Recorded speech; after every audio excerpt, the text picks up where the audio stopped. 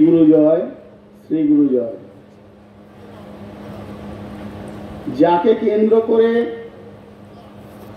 শ্রীগুরু সংঘের এই ৩৮তম শুভ ভক্ত সম্মেলন, তিনি হলেন শ্রীগুরু সংঘ প্রতিষ্ঠাতা শ্রী শ্রীমৎ দুর্গাপ্রসন্ন পরমহংসদেব, আমাদের পরম আরাধ্য দেবতা শ্রী শ্রী গুরুদেব। তিনি সূক্ষ্ম দেহে মঞ্চে উপবিষ্ট আছেন।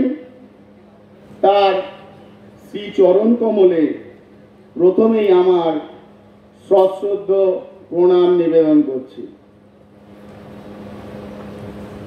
প্রণাম জানাই এই ৩৮তম ভক্ত সম্মেলনে যে সমস্ত সূক্ষ্মদেহী মুনি ঋষিরা, সাধু সন্তরা বিরাজমান আছেন, তাদের শ্রীচরণে।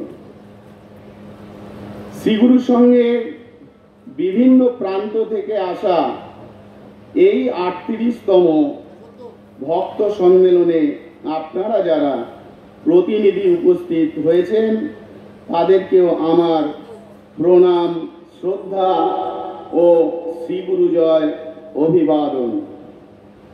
শ্রী শ্রী গুরুদেব বলেছেন এবং শ্রী শ্রী গুরুদেবের নববিধানকে স্মরণ করে এবং তার বাণী ও উপদেশকে স্মরণ করেই আজকের এই শুভ ৩৮তম ভক্ত সম্মেলনের অনুষ্ঠানের আয়োজন করা হয়েছে। ও আপনারা, আমরা সকলেই তার বাণীর দিকে স্মরণ রেখেই আমরা একত্রিত হয়েছি এই ভক্ত সম্মেলন অনুষ্ঠানে। বহু প্রতিবন্ধকতা অতিক্রম করে আমরা আজ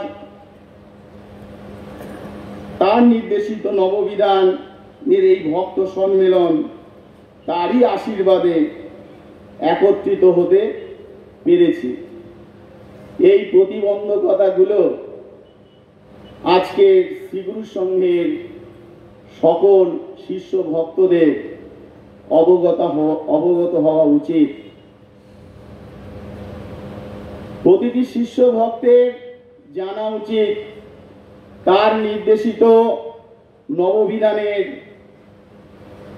নির্দিষ্ট এই ভক্ত সম্মেলন অনুষ্ঠিত হওয়ার পেছনে কি কি প্রতিবন্ধকতা অতিক্রম করতে হয়েছে। অত্যন্ত দুঃখের সাথে আপনাদেরকে আমরা আজ জানাচ্ছি, আজ শ্রীগুরু সংঘের প্রতিষ্ঠাতার আদর্শ, উদ্দেশ্য, তার চিন্তা ভাবনা, তারই আশ্রিত জনদের দ্বারা প্রতিহত হচ্ছে, বিঘ্নিত হচ্ছে এবং বাধাপ্রাপ্ত হচ্ছে। এর থেকে মর্মান্তিক ঘটনা আর হতে পারে না। মতের অনৈক্য থাকতে পারে, আপনার সাথে আমার দ্বিমত থাকতে পারে, কিন্তু সংঘের উদ্দেশ্য সমাজের বুকে এগিয়ে যাওয়ার ক্ষেত্রে কোনো রকম কোনো প্রতিবন্ধকতা হতে পারে না। গুরুদেবের নির্দেশ আমরা যারা বাস্তবায়িত করতে দিচ্ছি না, তারা আমরা কি পরিণতি ভোগ করব তা কিন্তু আমাদের জানা নেই। আজ এই প্রতিবন্ধকতাগুলো আপনারা শ্রীগুরু সংঘ নামক পরিবারের সদস্য, আপনাদের জানার অধিকার আছে, প্রয়োজন আছে, আপনাদের কর্তব্য আছে। আপনারা একটু আগেই শুনেছেন, অষ্টম ভক্ত সম্মেলনে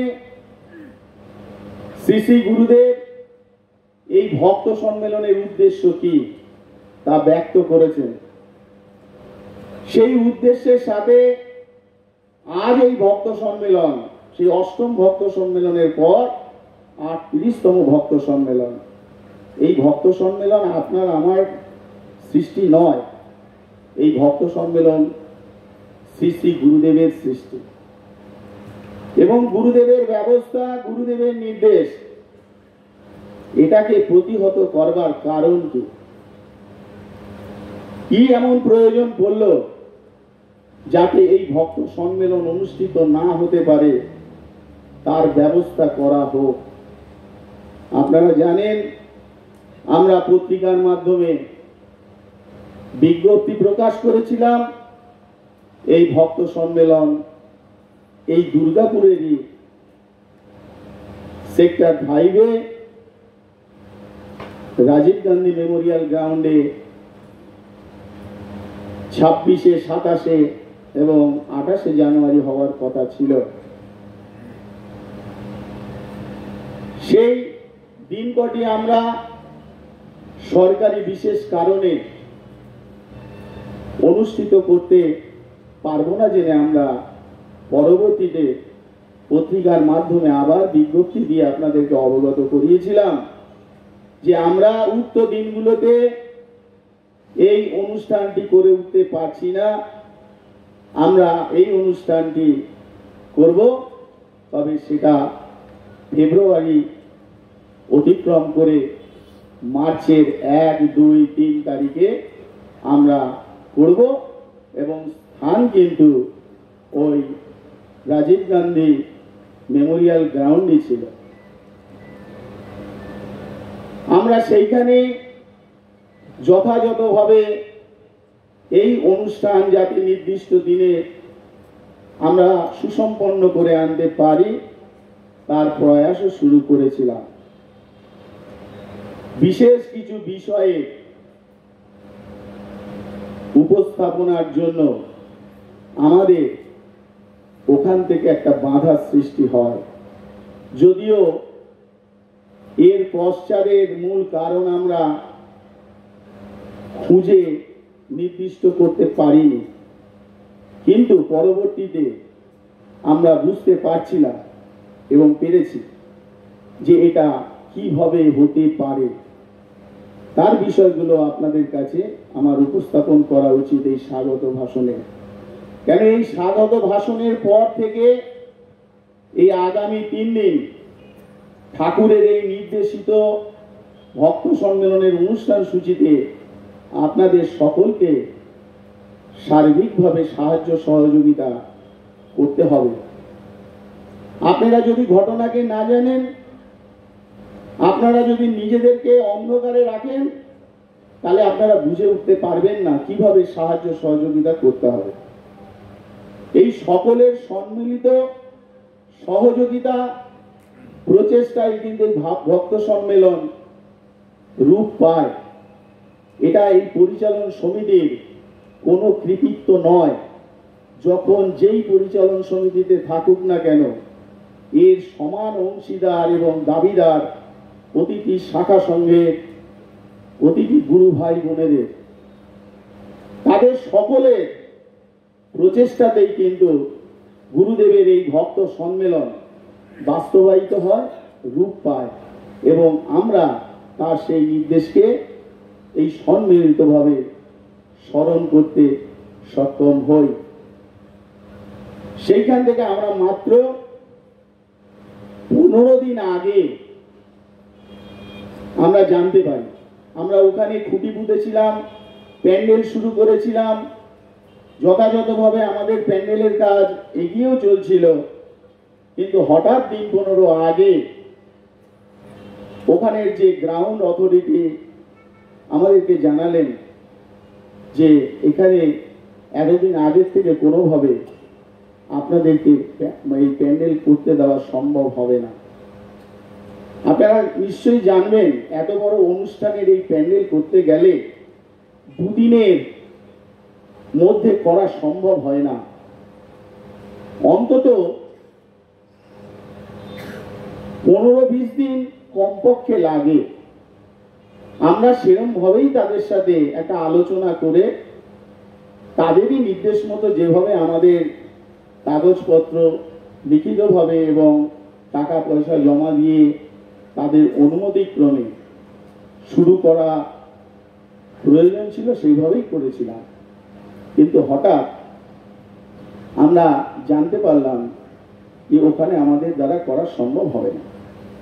আমরা দ্রুত সকলে এই আলোচনা করে অতি তৎপরতার সাথে এই দুর্গাপুরের গুরু ভাই বোনদের সাথে আলোচনা করে এই জায়গাটা আমরা নির্ণয় করি এবং এই 15 দিনের মধ্যে আমাদেরকে এই সমস্ত আয়োজনটা এইভাবে গুছিয়ে নিয়ে আসতে হয়েছে।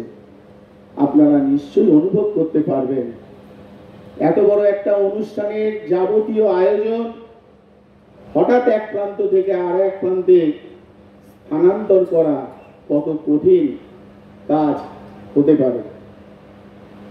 সেই প্রতিবন্ধকতা নিয়েও এখানে আসার পর আমরা গত কয়েকদিন আগে 24/2/2024 একটা নোটিশ পেলাম কি ভক্ত সম্মেলন করা যাবে না।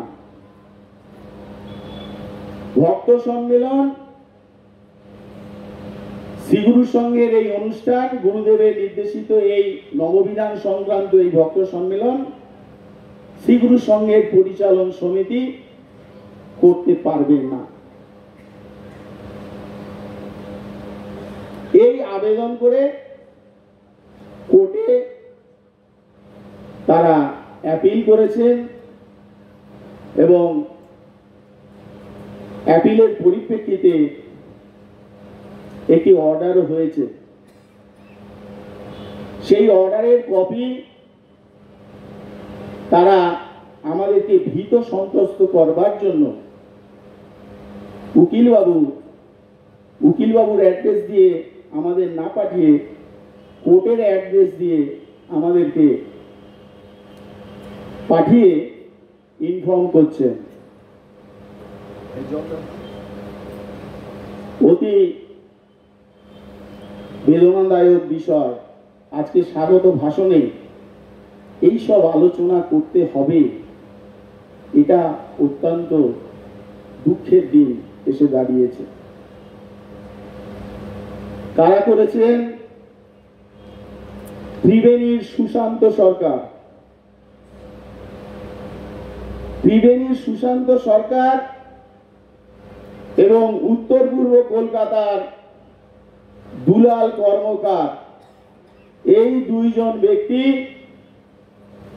আলিপুর কোর্টে জুনিয়র ডিভিশনে আপিল করেছে।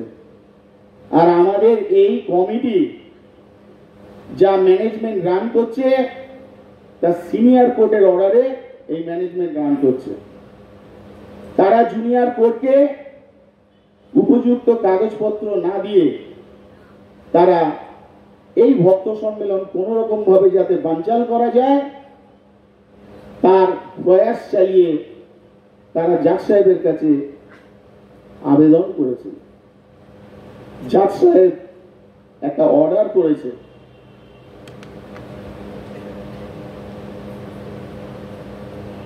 কি অর্ডার করেছেন? জাজ সাহেব অর্ডার করেছেন এই কমিটি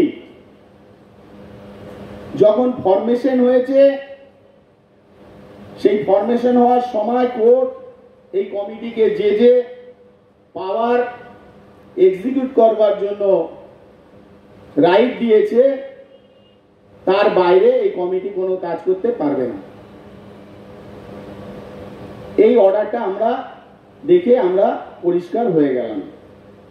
কেন? জুনিয়র ডিভিশনের এই অর্ডার কার্যকরী হবে না। কেন হবে না সেটাও আপনাদের জানা দরকার। সিনিয়র কোর্টের অর্ডার এই কমিটির উপরে আছে। এই কমিটি শ্রীগুরু সংঘের ম্যানেজমেন্টের এবং শ্রীগুরু সংঘের রিলেটেড যত ওয়ার্ক আছে তারা এক্সিকিউটিভ বডির মতো তারা সেই বিজনেস রান করতে পারবে। মানুষকে বিভ্রান্ত করবার জন্য, এই ভক্ত সম্মেলনকে বানচাল করবার জন্য গুরুদেবের নির্দেশিত এই নববিধানের এই অনুষ্ঠানকে ক্ষতিগ্রস্ত করবার জন্য তারা ওই নোটিশটিকে দুর্গাপুর পিএসএ কপি সার্ভিস করেছেন এবং দুর্গাপুর পিএস থেকে সেই কপি আমাদেরকে সার্ভ করেন এবং আমরা আমাদের অর্ডারের কপি যথারীতি দুর্গাপুর পিএস কে শো করি এবং দুর্গাপুর পিএস বিষয়টি দেখেছেন। যদিও মামলার মধ্যে দিয়েই এর সমাধান করব অবশ্যই, কিন্তু আপনাদের কাছে আমার আজকে স্বাগত ভাষণের মধ্যে দিয়ে প্রশ্ন, যে অষ্টম ভক্ত সম্মেলনে গুরুদেব বলেছেন গুরুদেবের ইচ্ছা, সংঘের উদ্দেশ্য, সংঘের মহৎতা এই ভক্ত সম্মেলনের মধ্যে দিয়েই মানুষকে জাগ্রত করে, শিষ্য ভক্তদেরকে জাগ্রত করে তা সেই মোক্ষের জায়গায় পৌঁছে নিয়ে যেতে হবে। সেই মহান উদ্দেশ্য সমাজের বুকে অনুষ্ঠিত হতে পারবে না, এই দাবি তার শিষ্যত্বের অধিকারে একজন আর একজন দুইজন মিলে করেছেন। কিন্তু গুরুদেব বলছেন, তোমরা আমার অনুগত হইয়াছ আমার ইচ্ছাকে রূপ দেওয়ার জন্য। তাহলে আমরা শিষ্যত্ব গ্রহণ করেছি গুরুদেবের ইচ্ছাকে রূপ দেওয়ার জন্য। এই ভক্ত সম্মেলন যদি গুরুদেবেরই ইচ্ছা আমরা অনুষ্ঠিত করি, তাহলে আমি একজন শিষ্য হিসেবে এই অনুষ্ঠান না হোক, এই অনুষ্ঠান বন্ধ হোক, মানুষ জাগৃত না হতে পারুক, শ্রীগুরু সংঘ এই এত লক্ষ টাকা ক্ষতিগ্রস্ত হোক, সমাজের বুকে এত বড় অনুষ্ঠান ক্ষতিগ্রস্ত হয়ে ভাবমূর্তি নষ্ট হোক, এর প্রয়াস করেছেন ওই দুইজন ব্যক্তি। আমরা ভক্ত সম্মেলনের বিজ্ঞপ্তি দিয়েছিলাম কতদিন আগে, আপনারা সকলেই জানেন। সেই বিজ্ঞপ্তি দেখে আপনারা প্রত্যেকটি শাখা সংঘ ফর্ম নিয়েছেন, প্রতিনিধিদের নাম লিখে দিয়েছেন এবং আপনার ডেলিগেট কার্ড কেটেছেন। এই মহান অনুষ্ঠানে আপনারা যুক্ত হবেন, ঠাকুরের আলোচনা শুনবেন, নিজেদেরকে ঠাকুরের সেই চিন্তা ভাবনার মধ্যে মিলিয়ে দেবেন। আমরাও তাই করতে এসেছি। তাহলে আজকে আপনারা চিন্তা করতে পারছেন, স্বাগত ভাষণে এই কি আমাদের আলোচ্য বিষয় হওয়া উচিত? এই কি আমাদের শিষ্যের কর্তব্য হওয়া উচিত? এটা কিন্তু এই ভক্ত সম্মেলন, ৩৮তম ভক্ত সম্মেলন একটা নজিরবিহীন প্রশ্ন সারা শ্রীগুরু সংঘের বুকে সুদীর্ঘ কালের জন্য দেখে যাচ্ছে। এর নিরসন কিন্তু আপনাদেরকেই সকলের মিলিত শক্তিতে করতে হবে। প্রত্যেকটি শাখা সংঘ একটা কর্মী সংঘ থাকে, সেই কর্মী সংঘের মাধ্যমে সংঘের উদ্দেশ্য, ইচ্ছা সারা শাখা সংঘের পরিবারগুলোর মধ্যে বন্টন হয়, প্রসারিত হয়, পরিবেশিত হয় এবং কর্মী সংঘের মধ্যে দিয়েই কিন্তু সংঘের ইচ্ছা দুয়ারে দুয়ারে পৌঁছায় এবং কর্মীরাই হচ্ছে সংঘের ধারক বাহক এবং কর্মীদের আদর্শ সংঘের আদর্শের সাথে মিলিত হতে হবে।